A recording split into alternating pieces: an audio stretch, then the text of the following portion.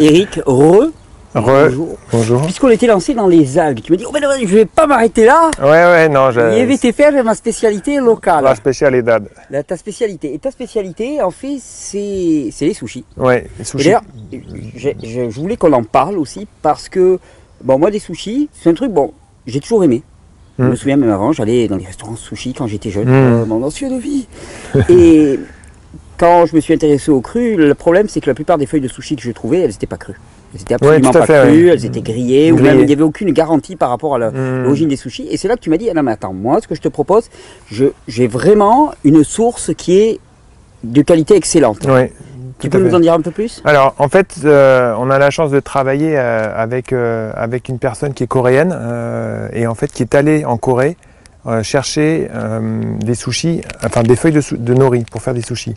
Alors il faut savoir quelque chose, c'est que en fait le plus gros consommateur du monde de feuilles de nori, ce sont les Japonais.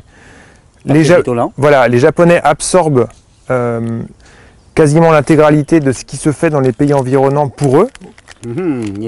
Les Européens ne connaissent pas les différents grades de qualité de feuilles de nori. D'accord, parce qu'il y a différentes qualités là-dedans. Voilà, là on est sur du grade 1 premium, c'est-à-dire c'est le top de la qualité. Donc les feuilles sont noires. Plus les feuilles sont claires, plus les noris sont ramassés proche de la surface de l'eau en fait. Là elles sont ramassées assez profondément. Comment on fait pour que ça se tienne comme ça? Enfin, je veux dire, alors au niveau du process, le process exactement je le connais pas. Enfin je sais qu'il broie et après il déshydrate et donc là on est allé contrôler que la déshydratation se fasse à 42 degrés maximum. Donc là on est sur et d'ailleurs c'est spécifié sur les emballages, on dit que c'est des feuilles de nori qui sont qualité crue là. Enfin qualité crue, tu sais comment, il n'y a pas encore de label dessus, mais en tout cas nous on a la garantie là-dessus. Donc ces feuilles viennent de Corée du Sud dans une petite ferme artisanale qui habituellement n'exporte tout vers le Japon et le Japon réexporte vers l'Europe. Donc ils sont bien voilà, et en fait ils mettent la qualité 2 ou 3 pour l'Europe parce que les Européens ne sont pas des fins connaisseurs des noris. Donc là, notre amie Cécile qui est allée en Corée est allée dans cette ferme cette petite ferme qui est dans un endroit, enfin, ils récoltent les algues nori dans un endroit où où grandissent les coquillages ormeaux qui sont habituellement récoltés pour le nacre. Oui. Et donc ces coquillages sont extrêmement sensibles à la pollution. D'accord. Donc c'est un indicateur de pollution. Voilà, c'est un bio-indicateur que on est là aussi comme pour tout à l'heure les algues dont on avait parlé. On est dans un biotope qui est d'excellente qualité pour la récolte. Donc la récolte a lieu. Donc c'est non pas c'est pas de l'aquaculture mais c'est sauvage d'une part et d'autre part on est sur des algues qui sont à une certaine profondeur, d'où leur couleur foncée. Très foncée. Voilà. Et leur goût, moi je les ai goûtés, un goût très prononcé, vraiment délicieux. Voilà. Et d'autre part, au niveau du processus de transformation, on s'est assuré, parce que la personne était sur place au moment de la transformation, donc elle était là à la pêche, à la transformation et au conditionnement, on s'est assuré que c'était déshydraté à moins de 43 degrés. D'accord. Voilà, donc on est pour moi sur une qualité qui est chouette.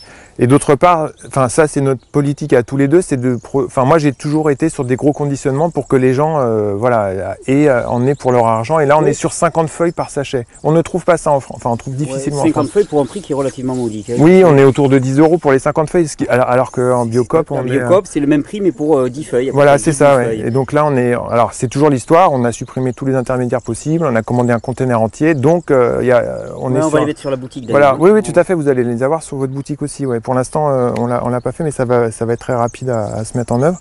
Et donc voilà, donc les sushis pour moi c'est encore aussi quelque chose que je propose quand je suis invité chez quelqu'un. Ça passe très bien. Ça passe bien. La dernière fois j'étais en coach surfing, j'ai ça dans mon sac à dos. Et j'ai dit à la dame, qu'est-ce que vous avez? Je vais vous faire un truc là. Donc moi j'avais envie d'échanger, comme je dormais chez les gens, j'avais envie de leur faire un petit truc pour le repas.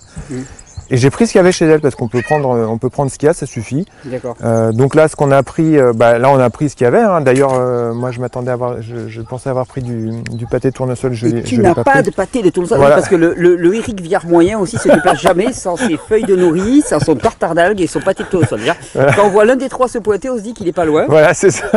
Techniquement. Non, donc là, mais du coup c'est chouette parce que c'est plus facile avec de l'avocat ou avec, tout à l'heure on a fait le tartare d'algues Tartare d'algues. qu'on a fait précédemment. Je t'ai sorti aussi, là, moi j'avais des magnifiques pousses de tournesol, regardez comme c'est joli. Ça, Ouais, les pousses de tournesol sont sympas. Je les mets Ouais. là à la caméra, Ouais. je les trouve, elles sont très très bien développées. Ouais. Ça c'est un bonheur à croquer. Alors, j'ai des ciseaux. Donc, le principe de base, c'est qu'on met les ingrédients à l'intérieur Tu de m'en la... laisses, hein.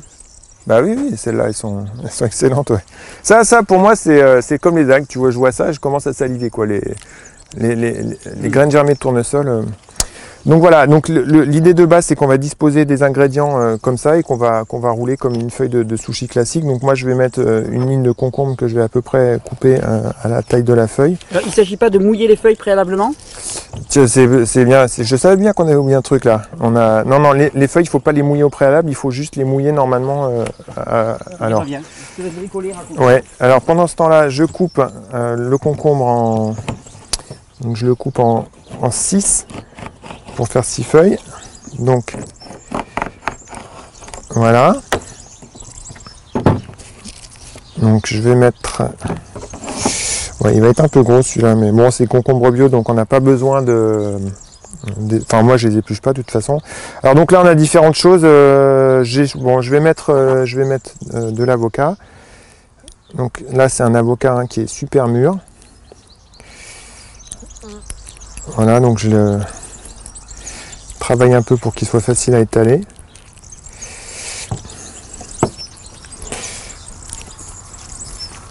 Donc tu as ramené un petit peu d'eau là pour sceller les feuilles. Voici monsieur. Super, merci beaucoup. Donc là on met de l'avocat et puis... Tu mets le morceau de concombre en entier comme ça, carrément. Ah bah oui. Ah bah enfin le reste c'est râpé ou... Mais quand tu vas le découper, ça va pas être compliqué à découper? Non, ça structure enfin ça tient tout quoi. Non, d'accord, je trouve ça bien, voilà. Et puis là... du fenugrec. Voilà, vas-y, mets-les. Oh là, le fenugrec. Fenugrec, et puis qu'est-ce qu'on a? Ma graine préférée. Ouais. Ah puis je l'aime à tous les stades, le fenugrec. Alors fenugrec germé, hein, on est d'accord. Fenugrec germé, bien sûr.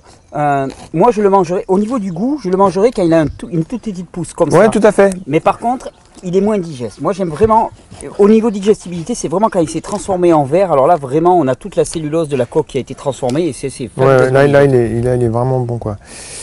Et puis on met un petit peu de poivron. Moi j'aime bien les couleurs aussi. Alors attends, on va en garder un morceau pour tout à l'heure. Ça fasse un peu d'alfalfa. Là pour le coup voilà. Ça, on met ce qu'on veut quoi. Enfin, voilà, ça c'est de l'alfalfa qui a été vraiment germé en verre. Hein. On voit que c'est vraiment une pousse, la poussée vraiment à son maximum. Alors elle a fait 500 km parce qu'elle était dans le coffre de la voiture, mais normalement elle est un petit peu plus... Mais ça va, elle se tient encore. Ah d'accord, elle vient pas de chez nous. Non, ça c'est c'en est que j'ai ramené moi de la maison, mais elle a un peu voyagé quoi. Alors là... Et puis moi là je vais mettre quelques... Alors attends, on va en faire deux peut-être, du coup on va en faire un deuxième avec d'autres ingrédients. Non, tu veux les mettre avec? Ah non, moi je suis comme les enfants, il faut tout mettre dedans. Tout, alors allez, tout. Tout à la fois. Tout. Donc tu veux mettre aussi du tartare. Du tartare d'algues. Voilà, et donc on va pas réussir à le refaire, mais je pense que c'est pas grave. Ah, les carottes râpées aussi? Oui, les carottes râpées aussi. D'accord, donc... Il faut qu'il y ait tout. Bon alors, ce que j'ai précisé, c'est que c'était prévu pour deux sushis différents à la base de la recette. Ça va être du sushi calibre 22. Voilà, c'est du sushi de compète. C'est pour le sanglier, ça. Voilà. Et alors tu vas rouler. Voilà, mais alors d'habitude le tapis, le tapis, c'est pour quand on sait faire. Oui, parce que là aussi le tapis tel que c'est parti, je sens que tu vas pas l'utiliser. Donc c'est juste pour faire chapeauter. C'est exactement. Normalement, il y a une technique. Normalement, il y a une petite... On est censé faire du pro, là. Ouais, tu parles. Normalement, il y a une technique, mais je sais pas la technique, je la maîtrise absolument pas. Donc le tapis, c'est juste pour l'ambiance japonicum. Donc normalement, on roule comme ça, mais là, moi, ça fait jamais ça parce qu'ils sont jamais aussi gros, quoi. Aha. Mais là, ça suffit, on a de quoi faire un tour. Donc on mouille. Et oui, d'accord, pour que ça vienne se juste coller. la dernière partie, voilà. Et après, avant de découper, il faut attendre que ça se ramollisse un petit peu, non? On attend à partir d'une minute, c'est bon. Hein. À partir d'une minute d'attente, ouais, la feuille, on peut quasi la couper là même déjà. Elle est assez ramollie. Elle est assez ramollie. Ce qui est super sympa avec les sushis, c'est que c'est en présentation. En présentation, c'est vraiment joli. Donc là, on va aller jusqu'au bout de la recette. On va voir la présentation. Voilà. D'habitude, c'est là où ça part complètement en vrille. Donc, la présentation, voilà. Pitoyable. Donc, je veux pas te mettre la pression. Ouais, alors attends. Ouais, non, mais toi, t'as pas de couteau. Alors, qu'est-ce que tu vas me dire sur les couteaux en céramique? Ouais, mais si on avait pris un couteau qui coupait encore, on va pas les faire au ciseau, mais bon, normalement ça marche. Ouais, non, les couteaux là, ils sont. Il est venu à pied ce couteau, non? Bon, d'habitude, on arrive bien à couper. Alors, il faut des couteaux à fines dents, Voilà. très fines dents et qui coupent extrêmement bien. Là. Non, effectivement. J'ai pas pris le bon couteau, c'est allé bien pour le concombre, mais normalement on les coupe en... Et au ciseau, ça le fait pas. Ah non, ça explose tout. Alors, on peut tenter, mais c'est pas du tout fait pour ça normalement. Ouais, allez, on essaye au ciseau, putain, et c'est bourrin ce qu'on fait là. Oui, mais bon, ça fait une autre présentation, regarde ça. Hop. Ah oui, effectivement. Oh, c'est pas orthodoxe ça. Oh là. Non, mais regarde, ça se tient quand même, on y arrive. Hein. On arrive à quelque chose. Ouais. Oui, parce qu'en fait, le jeu après, c'est de les présenter comme ça, verticaux. Ouais, on les présente verticaux et... Quand tu arrives au bout, là, c'est mauvais parce que ça fuit de partout.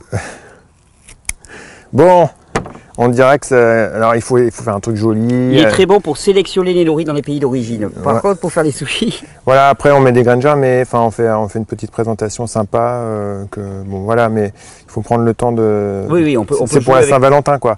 Mais on joue avec des graines germées et en fait voilà, sur une belle assiette comme ça, c'est sympathique. Ouais.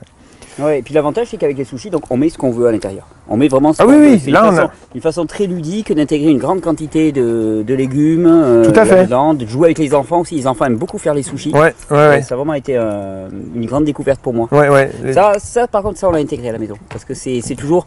La feuille de sushi elle est là, c'est un peu comme la feuille de salade. Nous on a les feuilles de salade et les feuilles de sushi, puis qu'on remplit avec des choses. Et voilà, c'est ça, les feuilles de salade aussi. Ça fait une recette différente, une découverte différente, et j'aime bien la démarche que ça voilà, et puis on prend ce qu'il y a quoi. Enfin, on n'a pas à suivre une recette stricto sensu. Là, on a pris ce qu'il y avait. Hein. Moi j'ai pris des carottes qui étaient là, des graines germées qu'on a emmenées, tout ça je l'ai trouvé dans ta cuisine, et puis voilà quoi.